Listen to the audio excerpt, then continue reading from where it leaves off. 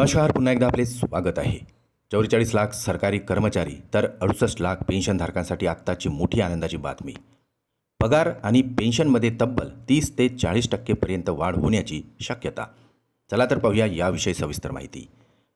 त्यापूर्वी चॅनलला नवीन असाल तर सबस्क्राईब करायला विसरू नका. नवनवीन अपडेट मिळविण्यासाठी बेल आयकॉनला प्रेस करायलाही विसरू नका. कामाची बातमी शेअर करायलाही विसरू नका. नवीन वेतन आयोग बाबत आत्ताची मोठी आनंदाची बातमी समोर येत आहे.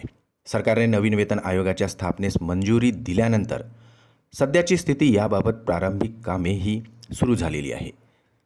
नवीन वेतन आयोगामध्ये सरकारी कर्मचाऱ्यांच्या पगारात तर पेन्शनधारकांच्या पेन्शनमध्ये 1 जानेवारी 2026 पासून लाक्षणिक वाढ लागू केली जाऊ शकते. नवीन वेतन आयोग लागू होण्यास विलंब होईल, परंतु प्रत्यक्ष लाभ मात्र 1 जानेवारी 2026 पासून कर्मचारी आणि पेन्शनधारकांना फरकासह लागू केले जाणार आहे. सरकारी कर्मचाऱ्यांच्या वेतन आणि पेन्शनमध्ये तब्बल 30 ते 40% पर्यंत वाढ होण्याची शक्यता दर्शवण्यात आलेली आहे. यामुळे शासनाच्या तिजोरीवर तब्बल 1.80 लाख कोटी रुपयांचाही अतिरिक्त भार पडण्याची शक्यता आहे. नवीन वेतन आयोगात किमान फिटमेंट फॅक्टर 2 पट तर कमाल 2.67 पट प्रमाणे पगारात वाढ करण्याची कर्मचारी युनियनचीही मागणी आहे.